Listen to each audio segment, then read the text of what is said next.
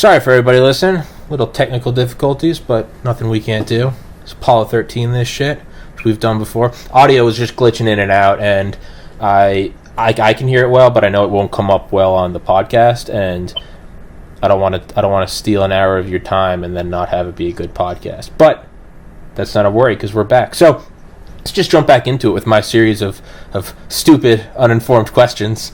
Is military police, is that just, and I know this sounds like the dumbest question, but please humor me, is that really just like police for the military? Like, because you're right, who do you call, right? If normal everyday human interactions are popping off, like scuffles or abuse or drawing a weapon, like, because that happens, we have everyday life. If I do that, the police come to this cul-de-sac. But then you just have to have your own police force for the military, right? That's exactly what it was. It's all okay. As I indicated earlier, if you were on a special assignment or your assignment took you into a convoy escort or you were patrolling one of the various villages, whatever, pertaining to Vietnam again, and I'm sure that it's pretty much the same thing, Afghanistan, Iraq,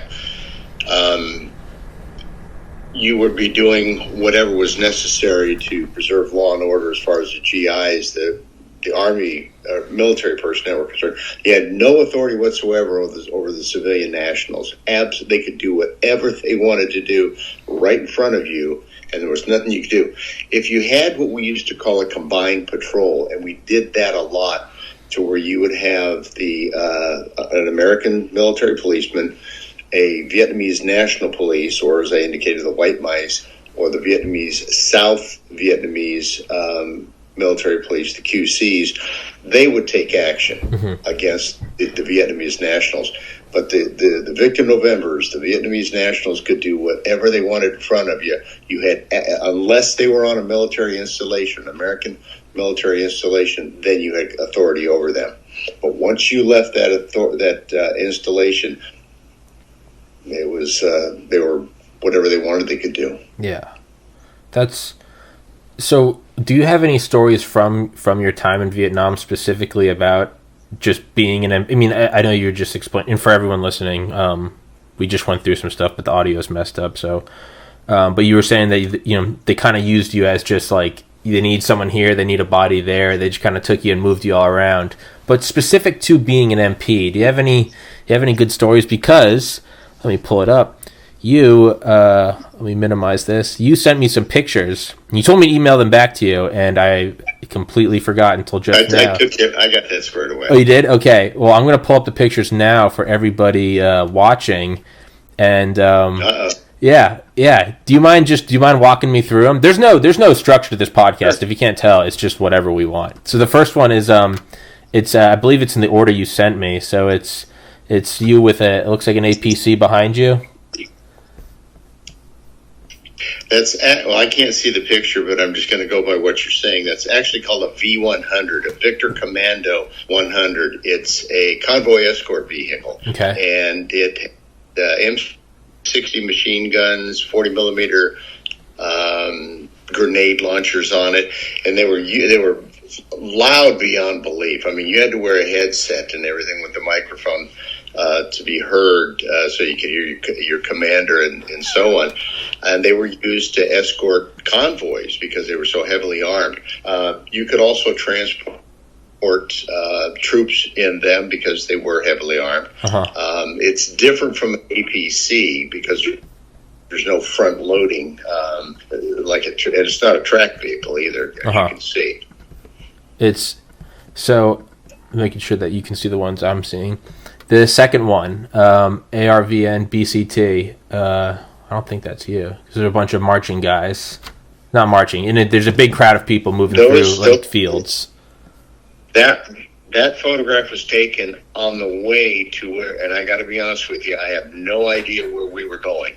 As a Spec 4, an E4, you're right up there with whale poop. You go and you do as you're told. Yeah. In every Spec 4, I'll guarantee you can relate to that. Okay, where are we going? You don't need to know. You'll just get there. Yeah. And I was on that V100. I was the rear gunner on that V100, and we were headed somewhere. And as we passed that group of ARVN, which stands for Army of the Republic of Vietnam, ARVN. Those, my best guess, because they've got numbers on their helmet, were basic trainees, and they were probably just marching someplace, going off to train to do something. And we passed them. And it was kind of interesting because you could see they're smiling and waving and so on. And for the most part, the South Vietnamese that we encountered were pretty decent people. I mean, they were just like anybody else. They just want to live their life and go about their business without being told what to do every second of the day. Yeah. That's the thing, is they all look like kids, and they're all smiling. Like, you notice an interesting thing about that is that they're carrying M16s. Early in the war, General Westmoreland would not allow the South Vietnamese to use M16s, which was a detriment because the M16 was a much better weapon than the M1 carbines that they were using. Or if you can picture a guy who's the average height of a South Vietnamese is probably about 5'6", 5'7", somewhere in there, and he's carrying either an M1 Garand from World War II Korea or an M14 that was later issued. The rifle's almost as big as he was. And it was not really conducive to good fighting techniques and whatnot when the rifle that you're carrying weighs so much more. I mean, these are not huge people. South Vietnamese are not gigantic people. Yeah. And what was the move that eventually led to them giving them M16s? Was it just the realization that it's better to have them well-armed? Yeah, I think so. I read a whole history about that, and it was just somebody persuaded General Westmoreland that, hey, look, these guys are on our side. I think initially, did Westmoreland trust all these guys? Did we trust all these guys? Sure, yeah. There were some that I questioned. But he came to the realization that if we are going to turn the war over to the South Vietnamese, the ARVNs, then they're going to have the best equipment possible. And the M1 carbines from World War II and Korea and the M1 Garands and the M14s were not the best weapons available, especially for jungle fighting. Yeah. It makes sense. I get in all of my military genius, right? The third one, that's you. Your hair looking great. Looking like a total stud. Hair, arms out, Moffat. Okay. Yeah, man. It's a... Am I in khakis? It looks like it. It's black and white. Yeah. Yeah, that's fine. Okay. So I'm not in fatigues. Well, I don't know any proper terminology. You have MP on your... I'm trying to pull them up on my phone so I can show you which photos I'm looking at. Okay, I know where that is. That was taken at Fort Sill, Oklahoma, when I got back from Vietnam. Okay. My first duty station was Fort Eustis, Virginia, and then I eventually was transferred to Fort Sill, Oklahoma, outside of Lawton, home of the artillery and so on. And that was interesting because it was such a huge base, obviously when you're training artillery, that we actually had helicopter patrols, which I was fortunate enough to go on, and that was a lot of fun. But right there, that is just a routine patrol around Fort Sill in 1973, probably. There you go. Yeah, that's me. Yeah, we're Apollo 13ing this for anyone listening. I have the images pulled up on my laptop, and I'm showing Ken via FaceTime through my laptop. But yes, that's the one we're on right now. Go. Yeah, dude, you must have had to beat the women off you, man. Hey, I'm humble. Yeah, hey, it's a blessing and a curse, right? It's there you go. That's why they sent you over to Vietnam, because all the older guys in America were like, we need to get this asshole out of here. He's stealing all the tail. So they tossed you out of the country. It all makes perfect sense now. It all comes together. It all comes together. All right, I've got this one up now. Oh my goodness. That was my first day in Vietnam. We landed at Da Nang. And I'll tell you, Tommy, it was kind of like a baptism of fire. We left Fort Lewis, Washington, went to Japan, where we refueled or whatever, and we got off the airplane and walking into the terminal. People don't realize that Japan is cold. And I mean, we're here in these very lightweight jungle fatigues, and we got off the plane, and it's 20 degrees, 30 degrees out there, and we are cold. Get into the terminal, okay, things warm up. You get back on the plane. Your next stop is Da Nang. Pull up, and they open the door, and it's like the air conditioning is just sucked immediately out of the airplane, and you are in 100-degree heat, 100% humidity, and you are just sitting in those seats sweltering. Guy comes on the airplane. He was an Air Force guy. Comes on the airplane, and he says, all right, I want, and I won't use the exact terminology because women may be listening. He goes, I want every single one of you off this plane now. I want you on those buses now. No talking. Just move it, move it, move it. And we're like, what's going on?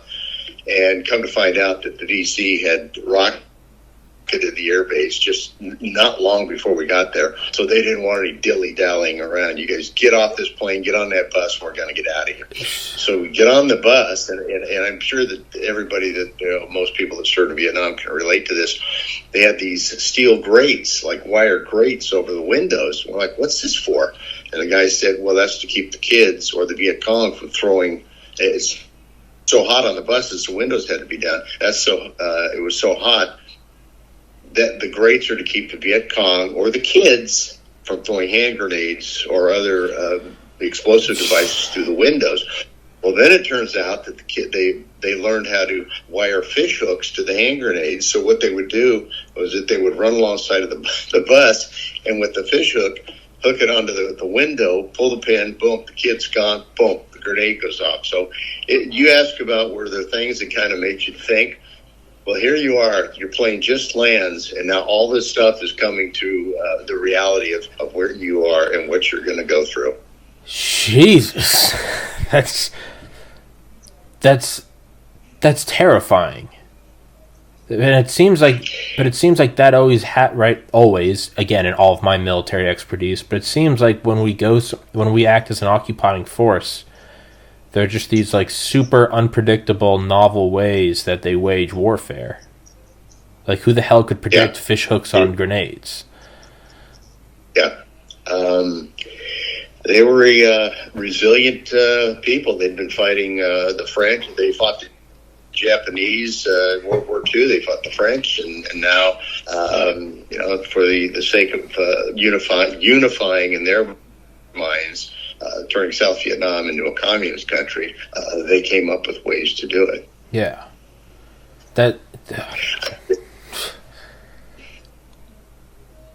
Were you going to say something? Well, they believed, and rightfully so, you can kind of look at this from a standpoint of this is their country. They're fighting for what their cause is. Our cause was to prevent South Vietnam from falling into the hands of the communism, the domino theory. So goes Vietnam, so goes Southeast Asia. One of the interesting things that was written about that, and I cannot remember who did this, but I've read a lot about it, was that while the American military did not lose the war in Vietnam, the United States government, the United States Congress, was responsible for us losing. And a lot of us that served there puts the blame directly on Lyndon Baines Johnson, who stated he did not want to be the first president to lose anything to communism, and Robert McNamara, whose rules of engagement were so restrictive you couldn't hit certain missile sites because they were within proximity to a hospital, a school, this or that. So what the NVA would do, the North Vietnamese Army would do, was put anti-aircraft missile sites on top of public buildings, knowing good and well that we weren't allowed to take them out. So they were very smart about doing stuff like that, and they played the American media very well.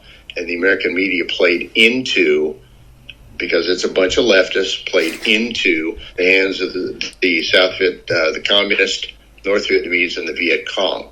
And so we had to fight not only members of Congress, we had to fight the news media, and we had to fight the enemy as well, the North Vietnamese and the Viet Cong. So it was a tough battle. And when you have your own political forces against you, it was tough. Yeah. It was tough. Yeah, right? It's like if you have a wife or a best friend, oftentimes like you can take on the whole world as long as you have that person at home that's like got your back.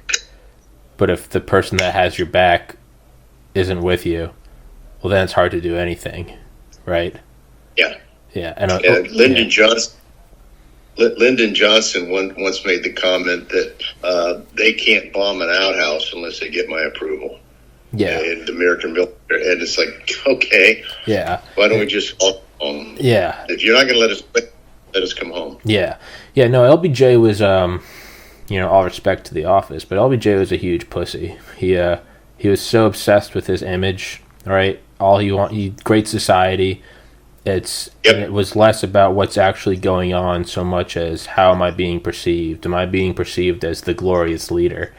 And this is all speculation and just projection, but you got to imagine that, although its own character flaw, probably also coming from your tailing, Jackie and JFK, right? Just everyone loves them, and then you got this big doughy babyface LBJ who used to, take his dick out on Air Force One. Like, people hated him, and now people are chanting on college campuses, hey LBJ, how many kids did you kill today? A lot less of a commander and more of a diva. Well, he was actually doing a two-front war. He had Vietnam, and as you alluded to, he had the Great Society. Mm-hmm. And I personally believe that the Great Society was more important to him than Vietnam. Yeah. If that's the case, Mr. President, then why do we continue to send thousands of troops to Vietnam? Yeah.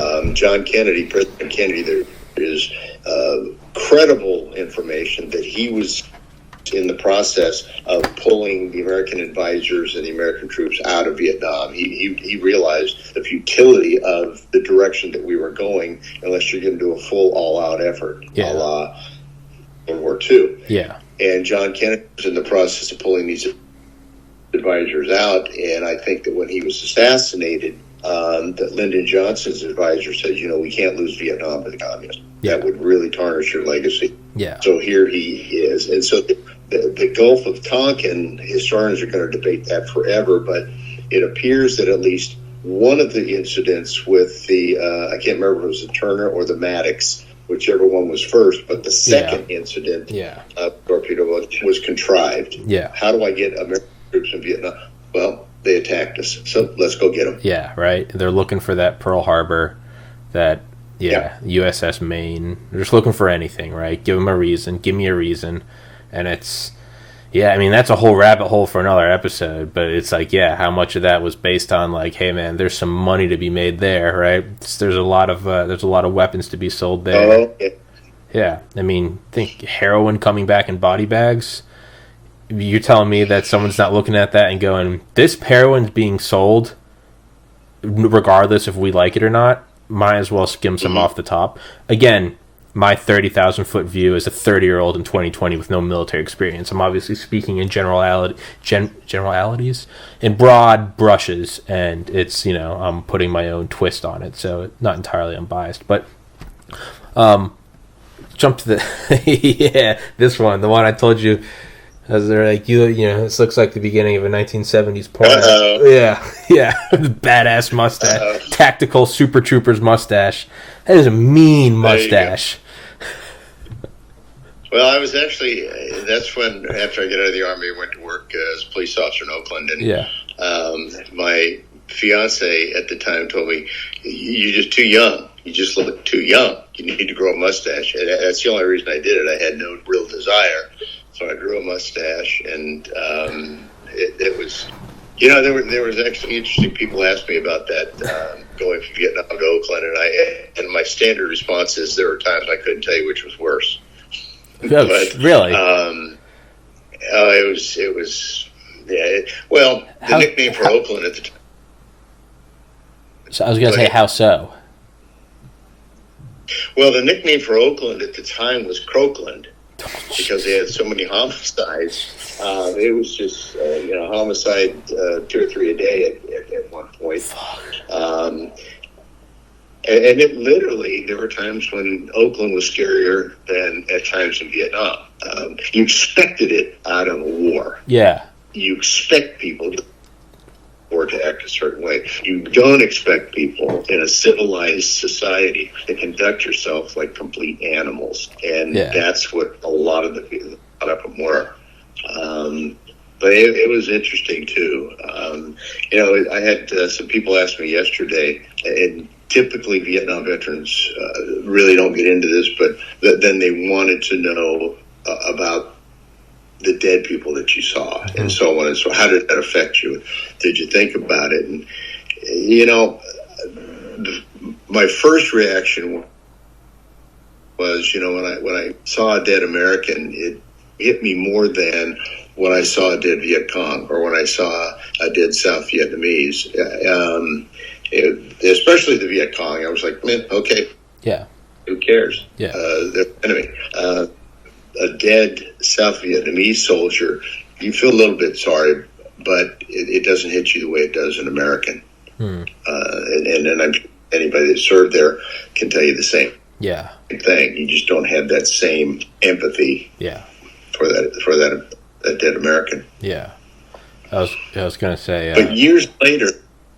No, go on. But years later, if I keep, it's interesting now in reflection, you think about all of them, and it just reminds you of how fragile life is. Yeah. That you don't get a do-over. And we see these knuckleheads out there doing stuff that is going to lead to their demise. And you sit back and you think, if you only had the opportunity to really go forward and think about what you're doing and just get your head out of your duffel bag and realize that you're headed for destruction. Yeah. Yeah, because it's really just, once it's done, it's done. It's just game over. Peace. It is. Finished. Goodbye. Yeah. Yeah. I was going to say what you said about Oakland being Croakland. My best friend lives in Baltimore, and he and I lived in Atlanta together. Yeah. He and I lived in Atlanta together, middle school, high school, but he's in Baltimore now. And whenever I go up, he's always like, it's not Baltimore, Maryland, it's Bodymore, Murderland. And they have these apps on their phone, and it will alert you when there's a homicide nearby. And we'd be up there. It's constantly going on. Oh, dude, it's terrifying. Is it constantly going on? It's terrifying. It's a drinking game. It bing, and it's like, man stabbed in the neck, 0.7 miles away, and it's like, oh, yeah, and it's just like, it's like, no wonder they're drinking. It's like, how else do you deal with this? I'll just be when I'm there, I'm always so anxious, but they have like 3 doors on their apartment, so it's okay, but like, damn, when they're there, because like, I know we're going off on a tangent, this has nothing to do with Vietnam, but like, I remember like one time I just wanted to like walk down the street to get these like gummies at this gas station. They had like CBD gummies, right? It makes you relax. And I was like, yeah, I'm just going to go get these. And they were like, don't go alone. And I thought they were fucking with me because it was like 2 p.m. on like a Wednesday, sunny. And I was like, yeah, and I started to get up to go. And they like paused the TV and they're like, all right, we'll walk together. And I was like, really? And they looked at me just dead serious. And they're like, yes. And to me, it was like right now. It was just like a sunny day. It's like an autumn day. We just like walked there, and they're like, "Do not walk alone." And I was like, "Jesus!" But yeah, little side tangent. Let's go to the next photo. Is here you go. Can you see it all right? That's the V100. That's the Victor Commando convoy escort vehicle, and the guy sitting on top of that, I can't pronounce his last name. It was a long Dutch name, but he recently died, and he was an E5. He was one of our squad leaders. I got to tell you a funny story about Sergeant. I'm going to mispronounce his name. If I do, I'm sorry to his family if they hear this. I think it was Underdahl. Okay. We just called him Sarge. And he had a roommate. They were both E5s. They were fortunate that they had little built rooms within our hooch. And a good friend of mine went and got a monkey, little spider monkey, and he named him Zip. And it was just sort of a pet. Why would you want a monkey, Jim? Well, that was Jim. So, okay, fine. So we went on, our platoon went out on patrol one day, and when we came back, it turns out that the monkey had gotten loose wherever Jim had him, got loose, went into their little cubicle area, their little bunk area, and so on, and crapped on everything in sight. So they went into their little hoot and just came out of there screaming, "Where is that son?" They were running all over the hooch trying to catch this monkey, and this monkey was just doing the rafter thing. It was, we're standing back. It was hilarious, absolutely hilarious. Again, it seems like when else is that ever going to happen in your life? Right? Yeah. That's not like a normal coming of age story. You'll reach time when one of your friends gets a monkey, and it's like, that's a one and done. That happens, and you have that story. That's right. It's oh boy. But it's funny that you relive those moments, and I know when you were talking with Captain Albrecht during his interview, he made the comment about gallows humor. Mm-hmm. Well, essentially that was. I mean, you're out there every day and you're facing death, and for most people don't realize that during 1972, the Easter Offensive, when they sent a bunch of us down to Saigon to help bolster up the defenses and so on and so forth, that the North Vietnamese were at that point really closing in, and the refugees that were literally pouring into Saigon made it just such an untenable situation to govern that area. And you had people, they talked about tent cities and so on during the Depression in the United States. It was just massive all over Saigon. People living in what we see the homeless here. Yeah. They were selling their kids into prostitution. Jeez. And just going through, it's horrible. Huge piles of garbage from restaurants or whatever. People would sift through them to get something to eat. So it's, we have a homeless problem here, but you can imagine you've got all this war going on the outskirts, and people are just pouring in from where they're trying to escape the war. And it was just, the Saigon just swelled. Jesus. And it made it a very, very dangerous thing. Jesus God. Is on that picture, that's you, right? Leaning back, the M16. Yeah, being cool. Yeah, just you're looking cool as shit, man. You're looking like a boss there, right? If you had social media back then, that would definitely be your profile picture. That's definitely how you'd learn the ladies, right? You'd be chilling in Nam.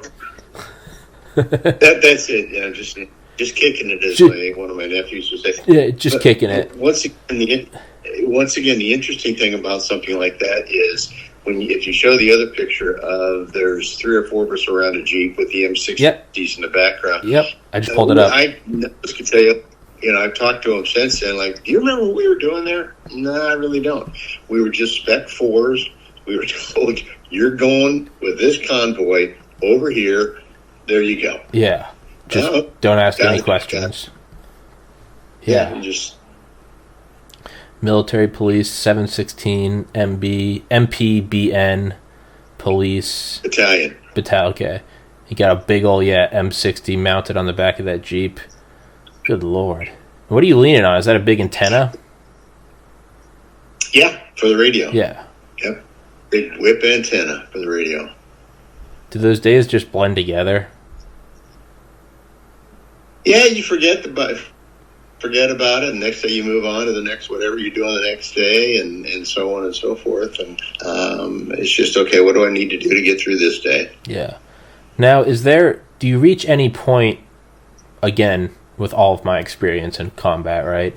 But do you reach a point where I would imagine you go from like a constant terror like I would be in, do you reach this point of just, you know what, I'm probably not going to live? And is that just liberating? Are you just like, let's do today. Let's go do today. When I got to Vietnam, I got to back up, get out of high school, did a semester or two of college, realized I wasn't cut out for college at that time. Yeah. I was 18 years old, came from a military family. My dad was retired military and was a POW in World War II and all this. So there were certain things that were expected of you, especially since you're the oldest son. So, and college is not working for me. So I went down to the recruiter, Army recruiter in Hayward, California, And I said, hey, I'm thinking about joining the Army. And he was, oh, okay, well, I can help you out with that, certainly. What would you like to do? And I knew that I wanted to go into law enforcement because my dad had owned some businesses, and a lot of policemen, one of them was a restaurant, they would come in there for meals, and I would get to talk to them because my dad always let them sit in the back so they wouldn't be bothered. And I thought, man, that is a fascinating job. And this is the time that Dragnet was on TV and Adam 12 and all these police shows. And that looks like a really neat job. So I sort of decided that's what I want to do. And so I went down and the recruiter said, well, what would you like to do? And I said, I'd like to go to military police. And I'm here to volunteer for Vietnam. And he looked at me and he goes, really? And I said, yeah. And he goes, well, if you score high enough on your battery of tests, I can get you in the military police. I can't guarantee you Vietnam. Long story short, scored high enough on the test, went through basic training, get to MP school, and we're all standing around waiting for our final orders. You've done everything. You've graduated, your formation, and the drill sergeant, I'll never forget this, Drill Sergeant LaHervier, still Senior Drill Sergeant LaHervier, is reading off this list of names alphabetically, and he's going A, B, blah, blah, blah, blah, RVN. After every name, RVN, RVN, RVN. And finally, we're looking at each other, what the heck is RVN? And somebody said, Sergeant Hervier, excuse me, what do you want? What's RVN stand for? And Drill Sergeant Hervier goes, the Republic of Vietnam. You're all going to Vietnam. And at that point, it sinks in. Really? Okay. And so your next stop is Fort Lewis, Washington. Boom, boom, boom. You're in Da Nang, and here you are. Oh, let me back up to that one photograph that you showed. Sure. Where my first day in Vietnam. You can't see it, but the replacement station was built on a rice paddy, and the mosquitoes I was a buffet, and they had bitten me so many times. It was swollen shut. The only good thing about that is that it got me out of filling sandbags the next day because I couldn't see. Go do what you want to do, Moffat, but you can't. You're not going to be any good to help. You can't see with one eye, so that's one of those welcome to Vietnam stories. Yeah, Jesus, you're all going to Vietnam. That would make me shit my pants. That would straight up, I would shit myself. But, at 19 years old, raised in a military family, I was actually born on a military installation. It's like it's expected of you. Yeah. And my dad was very conservative, and, he thought Walter Cronkite was a communist and that we should be doing everything we could to defeat these commies and so on. So that's instilled in you. Yeah. And so, and remember, I went to the recruiter in Hayward and I said, I want to volunteer. And he said, I can't guarantee you that. Well, lo and behold, here you are. You got your wish. Yeah. And it was not a disappointment. It was actually, I was excited about it. And I remember when we got to Fort Lewis, there was some scuttlebutt that they may change some of the orders. And me and a couple of other guys were like, man, I don't want them to change my order. I want to go to Vietnam. That's what was happening. That was the exciting thing for an 18 or 19-year-old. Granted, there were a lot of people that would have done anything on this planet not to have to go. I got that. That's between them and their conscience. Yeah. But my decision was, I'll go. I want to do this. I was very patriotic.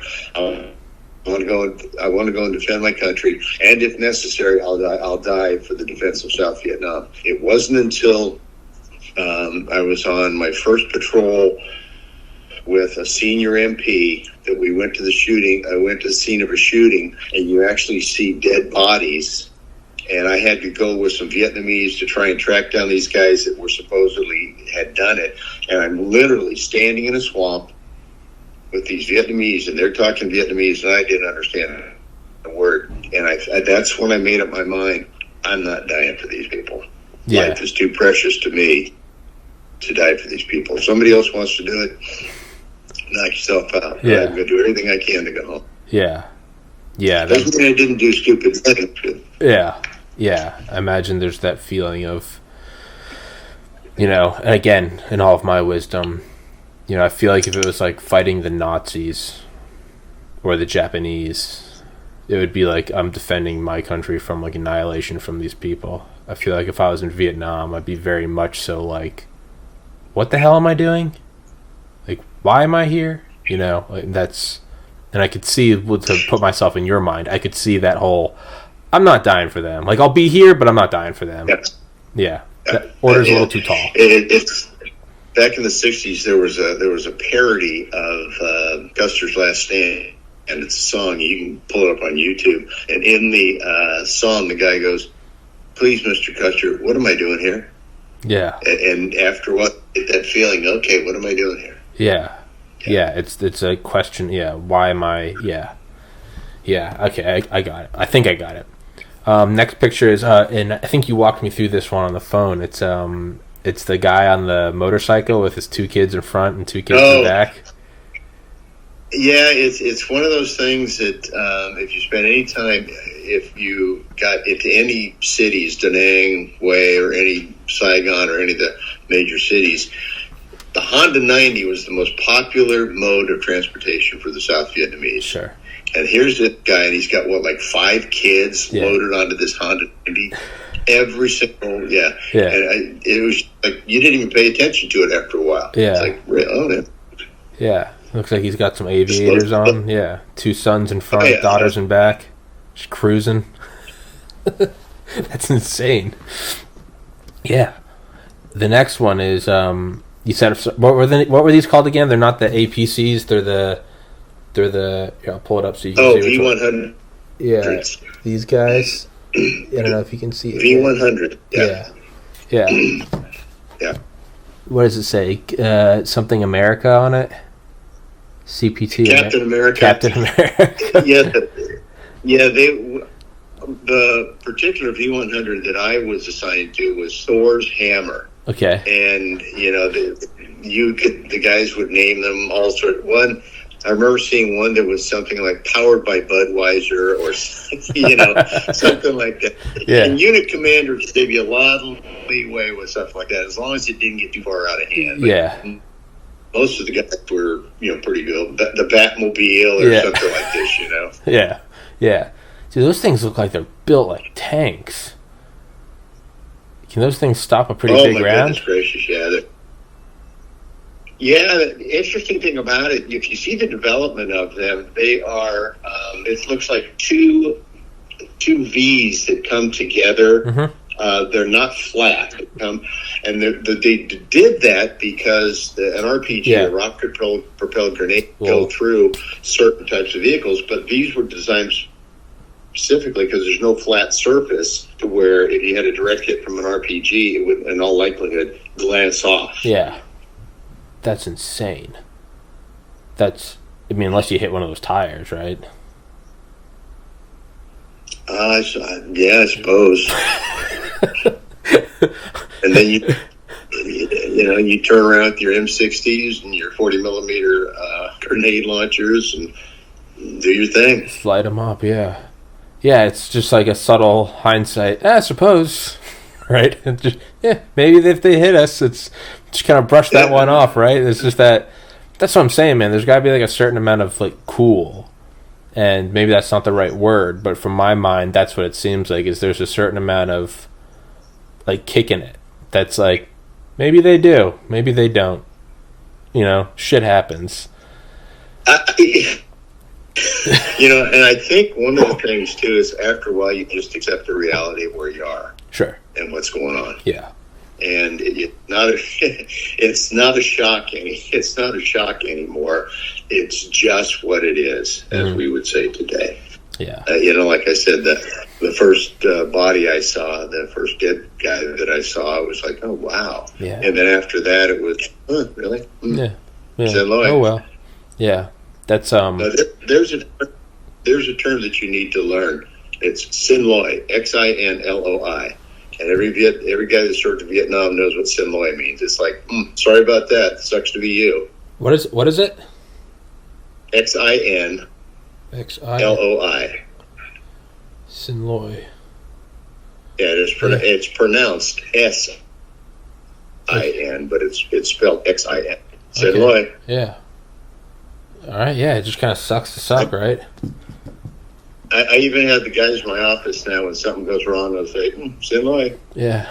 young kids, never been in the military. They're all, "Stand by." Yeah. Sucks to suck, right? It's sometimes that's just it, right? I think I can't remember his name, the guy that wrote All Quiet on the Western Front. He talked about, he was like, it didn't matter, like, it's like, sure, you could like keep your head down in the trenches and you could look out for bombs and stuff, but he's like, it really didn't matter how attentive you were to things, because at any given moment an artillery shell could fall out of the sky and just hit your position. And maybe it wasn't even aimed at you. It was fired a minute ago, and you just so happen to be walking that way as it. And he was like, you'd go to the bathroom, or you'd go out into the woods and take a shit, and you'd come back, and where all your buddies were just playing cards, now they're all dead, right? And it's like, you just kind of, a certain amount of you just sort of tune it out. Your brain's like, this is too insane to grasp. So it's just like, well, I guess it's not my day. Right. Yeah. There were times when you okay, fine, whatever happens. And as we talked about before, when you were away from that secure area, or what you perceive to be a secure area, and you're out with the South Vietnamese or the Vietnamese nationals, or even if you're on a patrol with convoy escort or whatever you're doing, that's when the time your senses become a little more heightened. And then at night, as they would say, nighttime belonged to Charlie. And you were off in some ARVN compound or South Vietnamese compound or something like this, you became a little more aware, because I'll be honest with you, Tommy, you didn't completely trust the South Vietnamese that you were working with. You always had to keep them just a little bit leery of everything that's going on. Now, I will say that I worked with some South Vietnamese military police that were just absolutely top-notch, just cream of the crop. They were, in some respects, better than some of the American GIs I worked with. Sure. I worked with some South Vietnamese national police that were the same way, really dedicated individuals. I worked with others that you just really didn't trust them.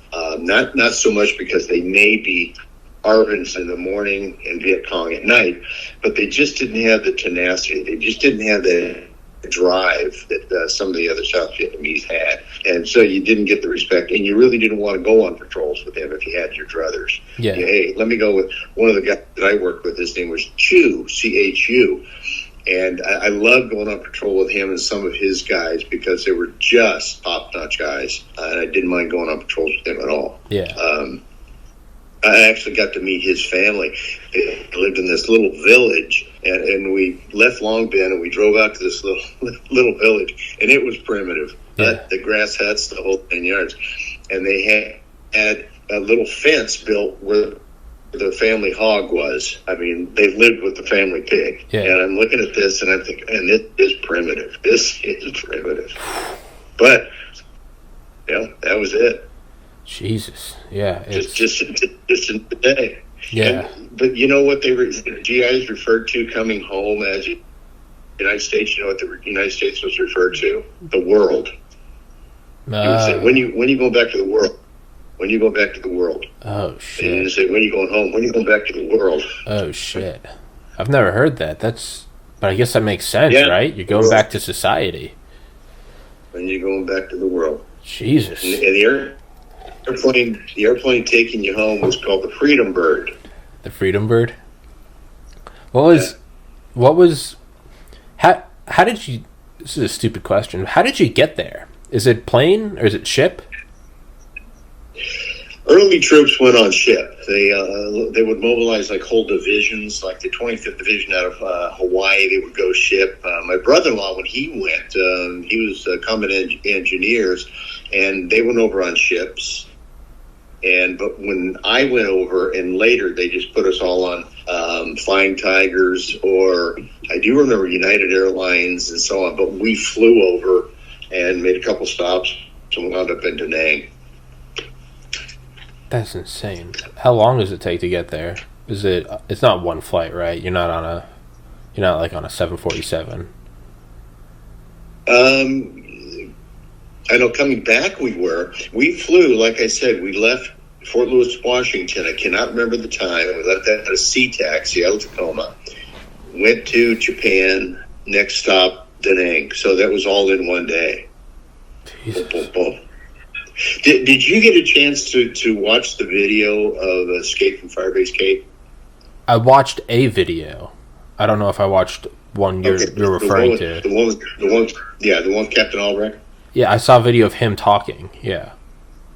There's a portion of that video, of that documentary, Escape from Firebase Cape. Towards the end of it, one of the guys that was at Firebase Cape makes a comment that one day you're here on Firebase Cape, the next day you're back at your base camp, and the next day you're standing in the United States. It was that quick. I mean, you literally, when we came back, we were wearing jungle fatigues. And I came back in, December, January, whatever it was, late December of that year. And even in California, it still gets cold, and you're sitting there, But yeah, that's how rapid that it was. And as this one guy puts it, there's no time to decompress. Yeah. You go from 0 to 100 in 60 seconds. Boom. Yeah. Yeah, that's got to be a psychological, like, kick to the nuts. Right? You're just back home all of a sudden. It's like, it's just like you just woke up. Like, what? Yeah. Yeah. Well, one of the interesting things about it was you develop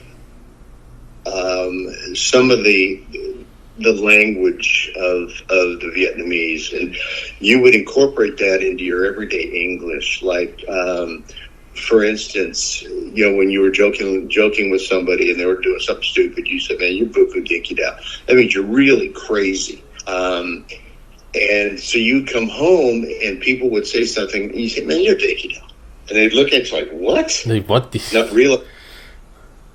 Yeah, you just spoke Vietnamese to them, and they didn't have a clue. I remember this one time, the Vietnamese word for lie, as in you're not telling the truth, is sow. Like we would say a female pig Sure. is sow. And I was sitting there with my sister, my brother-in-law, and a group of other people. I just finished watching a California Golden Seals hockey game. And we were at this place, it's like the place to go after the games. And there was a young girl sitting there. I mean, she was a young lady, probably in her early, mid-20s. And her aunt and uncle were sitting there. And she said something to me, and I jokingly said, "Man, you sow." I jokingly meant that you're not telling me the truth. And everybody thought I called her a pig. What did you call her a pig for? Oh, I didn't. Yeah, it's like, oh, shit. That was, yeah. You sow. I'm gonna start saying that. You sow. You sow. You sow. Sin Loi. Sin Loi. You sow. I'll start putting my twist up. You sow. Sin Loi. It's sorry about that. You lied. Yeah. Sorry, GI. That's very, very common. Yeah. Yeah. And Vietnam veterans today, when they're talking with each other, will throw in Dinky Da or words like that we all knew. Yeah. It's just part of the experience. Yeah. It's insane.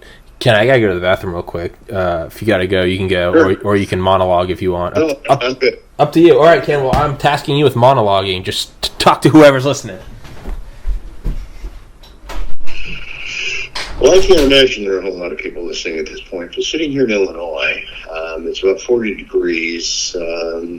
Looking out over my 10 acres of land, a couple horses, a couple hay fields, trees way in the back. It's a slice of God's country. Unfortunately, Illinois is governed by a pig who thinks that he is a dictator, trying to lock everything down. A lot of people leaving Illinois for that very reason. We actually are on schedule to lose one, maybe two congressional seats because people are fleeing Illinois to get away from the socialist government in Springfield. But other than that, spring, summer, and fall, it's very nice. Winters are cold, can be brutal, a lot of snow, ice, and so on. But as I said, spring, summer, and fall, it's actually very, very pleasant here. Spring and summer especially reminds me a lot of Vietnam because it's very hot, very humid. and living out in the country, the insects are, well, they rival Vietnam. Let me put it to you that way. So my wife hates it during the spring and or the summer and fall, but it is what it is. We are back in the saddle. I have the bladder of a pregnant woman, so just gotta excuse me. So this is another one of you near the back of a Jeep with a big antenna. It looks like the same Jeep, actually, but from a different angle. Yeah, some badass mustache.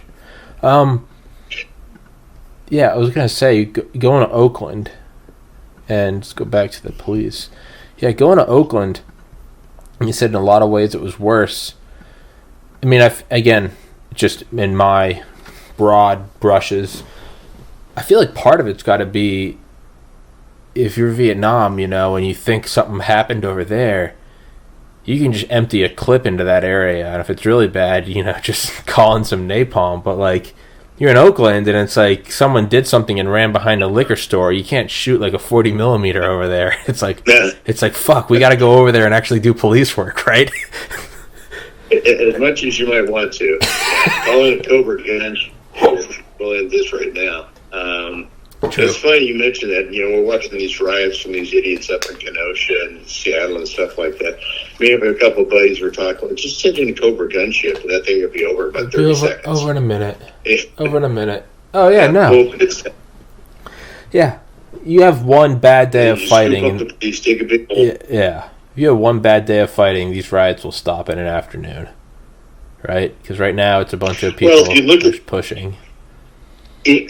If you look at the history back of the riots back in after Martin Luther King, when he was killed in Detroit and so on, they ended it pretty quickly because they didn't tolerate, there was burning and looting and so on. They didn't put up with that nonsense. National Guard came in and put it down. Yeah. But we have a bunch of politicians that are more concerned about their image and getting rid of Donald Trump than they are about protecting the citizens of this country. Yeah, you got a bunch of fucking communists trying to usurp the country. And it's, we gotta give them space. Hey, property isn't as important as lives. And it's like, dog, that's very easy to say from your ivory tower. But what if that's your bicycle shop that just caught a Molotov through the back window? Right? Have you ever heard the expression, National Guard 4 can't say nothing? No. That was, you're familiar with the Kent State riots when four students, out of that rose, it's like a baseball score. National Guard 4, Kent State nothing. Oh, I thought you said can't say nothing. Kent State nothing. Jesus. Gallows humor. You gotta have it, yeah, right? It's the only way to get through it. Whew! It's, I think that was what Bill Hicks, the comedian, said about, like, Operation Desert Storm. He was like, American casualties 88 or 78, Iraq 600,000. 88 to 600,000. That means we could have sent 89 guys, and there'd be one guy coming back in a solo ticker tape parade, going, "I did it!" That's right. Yeah, that's Where's my trophy? Exactly. Yeah, no, it's gonna crack eventually. People are only going to take this for so long and now nothing. We're seeing it now. Yeah. Your Kyle Rittenhouse was just the first. You're going to see people, oh my God, start defending themselves. And it's going to be, my hope is that, I don't hope for violence. What I hope is that there's one day of violence and everyone calms down. Right? It's like it's the sheriff firing the gun in the air and everyone stops fighting. Maybe that's what needs to happen, is this shit needs to go to the brink and some people just lose their cool and lose their lives, and hopefully the whole nation will calm down. That's what I hope, because I don't see any other way of it relaxing. I don't hope for anyone to die, but if that does happen, I think it will prevent a lot more from happening down the road. Does that make sense? It does. I think the unfortunate part of this, though, is that the Democrat left has gone so far off the cliff with these lemmings that they will side with the rioters. Yeah. As we saw in Kenosha, as we saw in Seattle, as we saw in Portland. We saw in D.C. The last week.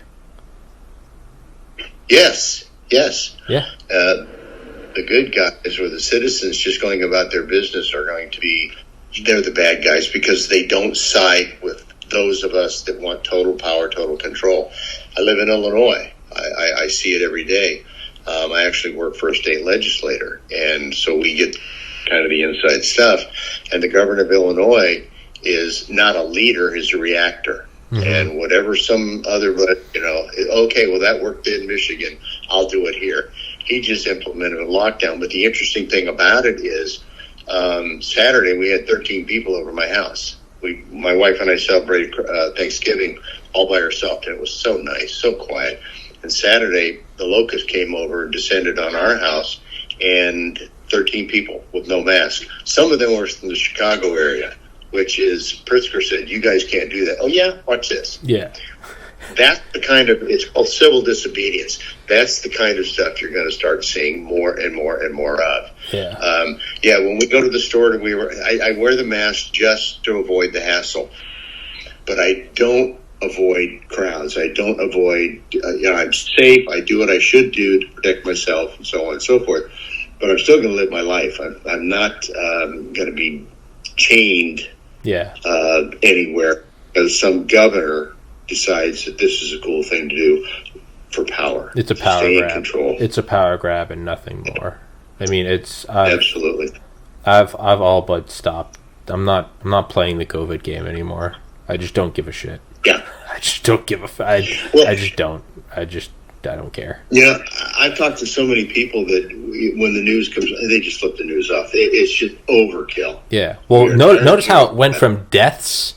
Notice how they went from deaths, and then once deaths started dropping off dramatically, which they have, now they only report on cases, not deaths. So now it's 200,000 new cases. Well, fucking yeah, it's a fucking flu. It's gonna go, and that doesn't mean that it's not real. I understand people are dying, but the WHO, the World Health Organization, came out a month ago and said lockdowns don't work, and they said the reason is, get this, is because the precautionary measure we take from the virus can't have worse effects than the virus itself. So the WHO is now against lockdowns, but you can see why that was never the cause. It was the real reason for lockdown is, just say it. It's a power grab. You have these people that just get off the power, and now they can tell you where you can and can't go. Real quickly, Tommy. Sure. I got to go. Yeah. About dead. I got you. You look, those of us that I lived in the Bay Area during the height of the AIDS crisis. We didn't lock down on AIDS, and AIDS was you get AIDS, that's it. Well, there is no cure. Yeah. And that was a political disease. And because they did not want to alienate the homosexuals. Yeah. Because in San Francisco, Los Angeles, Berkeley, all these major cities out there, Houston, and all these other cities where the homosexuals congregate, they have such a powerful voting bloc. And especially in San Francisco, we're not going to do anything to alienate our voting bloc. Who gets out there and will demonstrate, will riot, and so on and so forth. So AIDS was treated like, well, okay, fine, you shouldn't be doing this, you shouldn't be doing that. And if you get it, well, it's not a good thing. But here you have a disease, a virus that is and I don't believe the numbers, but it's no worse than the flu, and more people have died from the flu than they have COVID. But we're going to close the country because of this, and I believe it's all political, just like AIDS was. It absolutely is. It's like that meme where everyone's saying, despite 2016, everyone being like, we got to investigate the election now, despite there being evidence of massive voter fraud. Yeah. They're like, we don't need I think some quote I saw was like, the percentages of voting fraud are vanishingly low. We can't let this change the way we do life. And someone's like, isn't that kind of like the death rate of COVID is vanishingly low? But yeah. Or to quote the Bandito in Treasure of the Sierra Madre, we don't need no stinking investigations. Yeah, exactly, right? You have to watch. Yeah, you have to watch the movie to understand it. But at any rate, well, I appreciate the time, and it was kind of fun reminiscing. Hell yeah, man! And so, thanks for doing it. Maybe we'll figure out Zoom next time, and we won't be dependent. Yeah, we won't be dependent on phone life or battery life of your phone. I forgot you're on your phone. I'm on my laptop doing this. But yeah, man, let's definitely do another one. Let's get Captain Albrock to join us. Yeah, I'll talk to Bill. That could be a fun one. Probably see him next week. Yeah, we can. We'll see what happens. Let's try to put something together. I think let's try to put one together before Christmas or something. I'll talk to him. All right, that would be awesome. All right, man, Ken Moffat, thank you so much for doing it, and thanks for sharing the stories. And until next time, man, I'll shoot you a text and let's put one together. All right, Tommy, I look forward to the link, and I got some friends waiting to see it. All right, my man. All right, Ken, take it easy, buddy. All right, bye-bye. Bye-bye. Recording. We are recording. Mr. Excellent. How do I say your last name? Note to self, stop asking people how to say their last name after I start recording. And you just start asking people before I start recording, because it's the first thing I say. It's, how do I say your last name? It's Moffat? Yeah. Moffat, that's it. All right, well, how about you introduce yourself, Mr. Moffat? My goodness, Ken Moffat. I've worn many hats throughout my career.